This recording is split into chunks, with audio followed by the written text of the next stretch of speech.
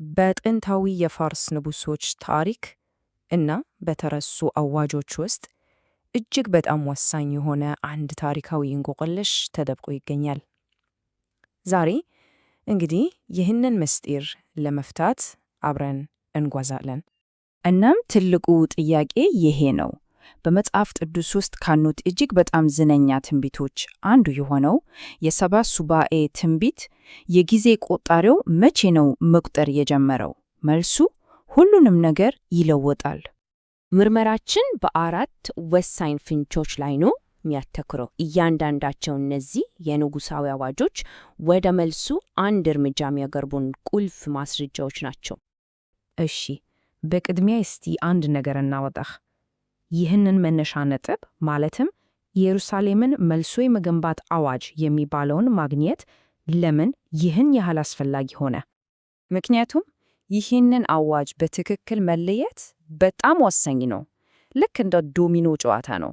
የመጀመሪያውን በትክክል ካላስቀመጥ ነው ቀጥሎ የሚመጣው የትንቢቱ የጊዜ ሰሌዳ በሙሉ ስህተት ይሆናል።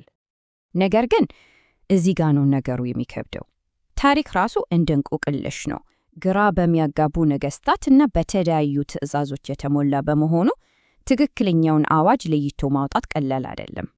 እስቲ አሁን በዚህ ታሪካዊ ድራማ ውስጥ ቁልፍ ሚና ያላቸውን የፋርስ ነገሥታት አንድ በአንድ እንመልከት።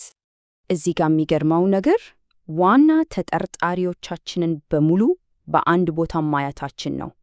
ቂሮስ፣ ዳሪዮስ፣ አርጤክስስ እያንዳንዱ ከኢየሩሳሌም ታሪክ ጋር እንዴት እንደተቆራኘ በግልጽ ይታያል። ይህ በጣም ወሳኝ ነጥብ ነው። አንዳንድ ጊዜ ዳሪዮስ ወይም አርጤክስስ ስንል የግል ስማቸውን ሳይሆን የያዙትን የንጉሣዊ ማዕረግ ሊሆን ይችላል። ይህም ማለት የትኛው ንጉሥ የትኛውን አዋጅ እንዳወጣ ለይቶ ማወቅን የበለጠ ከባድ ያደርጋል። እንግዲህ ነገሥታቱን ካየን፣ አሁን ደግሞ ወደ ዋና ማስረጃዎቻችን እንሸጋገር፣ ወደ አራቱ አዋጅ እና ይህንን ተመልከቱ።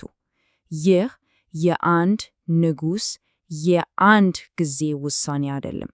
ይልቅንም ከ100 ዓመት በሚጠጋ ጊዜ ውስጥ የተዘረገ የታሪክ ሰንሰለት ነው። እያንዳንዷ አዋጅ የራሱ የሆነ ታሪክ እና ዓላማ አለው። እንግዲህ ትልቁ ጥያቄ ይሄ ነው። ከነዚህ አራቱ ውስጥ የትንቢቱን ሰዓት ያስጀመረው የትኛው ነው? የትኛው ነው እውነተኛው መነሻ ነጥብ? እሺ፣ እንቆቅልሹን የምንፈታበት ቁልፍ ፍንጭ እዚህ ጋር ነው ያለው። ጥያቄው ትዕዛዙን ማን ሰጠ ሳይሆን ትዕዛዙ ስለምን ነበር የሚለው ላይ ስናተኩር ነው መልሱ የሚገኘው። ምንጩ ፍንጮቹን በሁለት ተለያየ ምድቦች ሲከፍላቸው በጣም ግልጽ የሆነ ስርዓተ ጥለት ብቅ ይላል። የመጀመሪያዎቹ ሁለቱ አዋጆች ስለ ቤተ መቅደሱ ሲሆኑ፣ የኋለኞቹ ደግሞ ስለ ከተማዋ በአጠቃላይ ናቸው። እናም ወሳኙ ነጥብ ይሄ ነው። ትንቢቱም ያመለከተው በከተማ ውስጥ ያለውን የአምልኮ ቤት ብቻ ሳይሆን መላውን ከተማ መልሶ መገንባትን ነው። ይሄ በጣም ትልቅና ወሳኝ ልዩነት ነው። ይህም ፍለጋችንን በጣም ያጠብልናል። ከአራት አማራጮች አሁን ወደ 2 ወርደናል። ምርመራችን እየተቃረበ ነው ማለት ነው።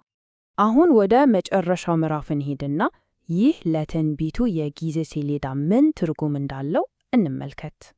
ነገር ግን አንድ የመጨረሻ መሰናክል አለ።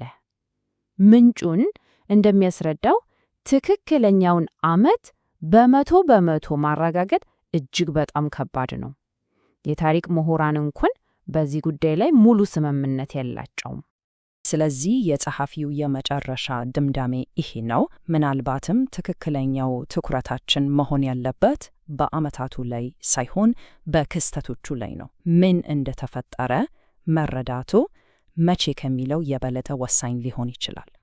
ይህ ምናልባት ታሪካዊና ትንቢታዊ እንቆቅልሾችን የምንመለከትበትን መንገድ ሙሉ በሙሉ ሊለውጥ የሚችል አስተሳሰብ ነው። ዝርዝር ቀናትን ከማሳደድ ይልቅ በትልቁ ስዕል ላይ፣ በታሪኩ ፍሰት ላይ ብናተኮርስ መልሱ እዚያ ላይ ይሆን?